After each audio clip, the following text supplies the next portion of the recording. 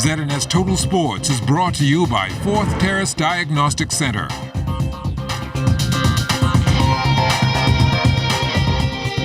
Welcome to sports, everybody. The world governing body of amateur boxing, AIBA, has ordered new elections for the Bahamas Amateur Boxing Federation. AIBA did not accept the results of the federation's elections held on April 21st, when Vincent Strong was elected president, and they deemed them null and void. Outgoing President Wellington Miller gave his take on the situation. AIBA have in their constitution that they must give each federation permission to have election. You must write to them and they give you permission. That's, we communicated with AIBA. I started communicating with AIBA from the 21st of December last year. Send them 3 letters begging them to give us permission to have election. We did not hear from them. And by the time then, you know, everybody was ready for the election, I called a meeting and I said, look here, I haven't heard from AIBA yet. Person coming in from the Family Island already bought their tickets to come in from the Family Island. I put it to them if they're going to want to have election. Everybody said yes. I said, okay, I agree, because we wrote them 3 times asking them for permission. They never replied. Miller also spoke more about the root of the problem within AIBA. AIBA is poorly run now. Very poor, very poorly. And they're now trying to get their office up together. AIBA was rated as second to last with all the federation, with management of that organization. AIBA itself is going through a whole lot of things right now because they have a new interim president that is, the IOC is not too. IOC is questioning how their election went.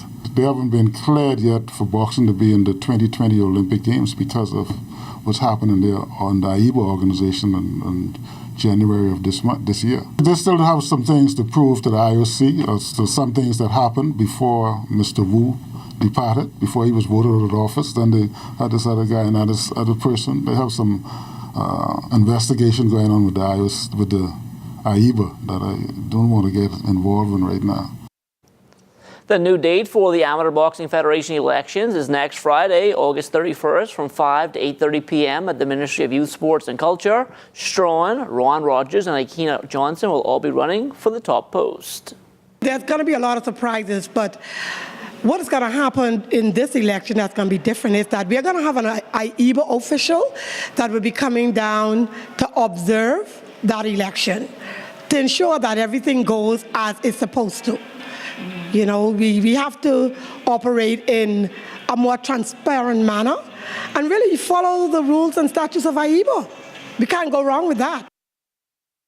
The team competition on the lanes today at the Pan American Bowling Confederation Senior Championships in Canada. On the men's side, David Slatter, Tyrone Knowles, Lee Davis, and Sonis Lockhart finishing 4th in a 7-team field, 4,744 pins and a 198 average. As for the ladies, the team of Joy Lockhart, Janice Hoyt, Marina McLean, and Kayla Nixon finishing 5th in a 6-team field, 4,279 pins and a 178 average.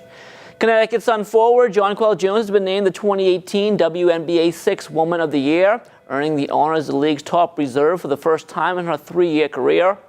Jones was voted last season's Most Improved Player and becomes the first player to win both the Sixth Woman and Most Improved awards. Jones received 20 votes from a national panel of 38 sports writers and broadcasters. That was 12 votes more than Chicago Sky forward Cheyenne Parker, who finished up in second. Now, to be eligible for the award, players had to come off the bench in more games than they started, and Jones came off the bench in 18 of her 34 games this season. Jones will receive $5,000 and a specially designed trophy by Tiffany and Company. As the number 4 seeds in the playoffs, Connecticut hosts the 5th-seeded Phoenix Mercury in a second-round single elimination game tonight.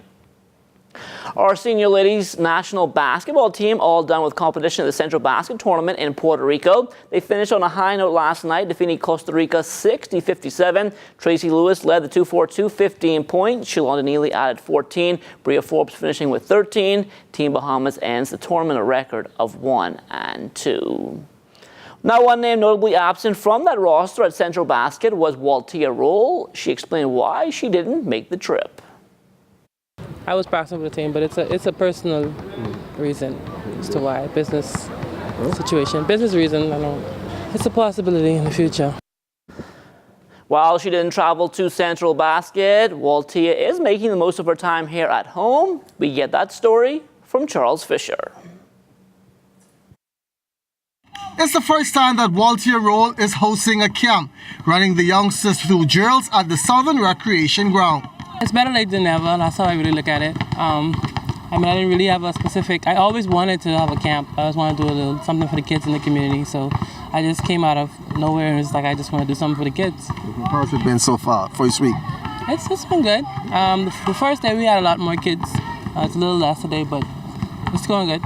This is something Waltia didn't experience growing up.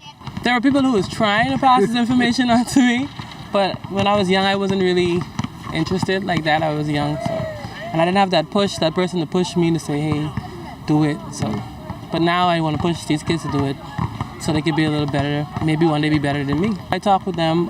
Some kids come on the side. Some kids start telling me, oh, they can't do it or they don't know how to do this. And it's just pushing them and showing them they can do it. In anything, in any aspect of life, they can do it. So. Campers are from the surrounding area, Masons Addition, Hay Street, and as far as Chippingham. Dastin Baker is one of the instructors. Their skills are really at this level right now. The biggest thing is discipline. A lot of them have, I wouldn't want to say they're bad or disruptive, but they just need an outlet, something to do to channel all that negative energy. Two kids benefiting from the one-week camp for ages 6 through 13 is Latavia Tynes and Tracy Nemore. I learned the basic way of basketball, and I learned that when you win a game, it's not all about yourself, it's about you and your team competing against others. I learned good moves, partnership. For ZNS Total Sports, I'm Charles Fisher. The Bahamas Basketball Federation's Summer of Thunder series closing out last night at the Kendall Isaacs Gym. The Bahamas All-Stars falling to Grand Canyon University 83-70. Livingston Munnings tallied a double-double to lead the local side, finishing up with 17 points and 13 rebounds. Samuel Hunter also in double figures with 16 points. With the loss, local teams finish off the summer 0-22. This is off-season for basketball, and most of our players work. All right, and so we need to go into the high school. Normally, most of the high school players are here playing in Summer of Thunder, but most of our players are working during the Summer of Thunder period, and so it's kind of difficult. But we've done it before where we had opportunity to bring in teams from Grand Bahama who are very competitive and just kind of get a good crop of players who can really compete. So we're looking forward to that next year. We're going to change that. Former president of the Bahamas Olympic Committee, Wellington Miller, made a pledge to Androsians while in office to upgrade the track at the Carl Oliver Stadium. To date, nothing has materialized, and Miller tells us why. They need the plan to see where it is. I've spoken with Tim, the people who are responsible for it, and we just can't find a plan right now.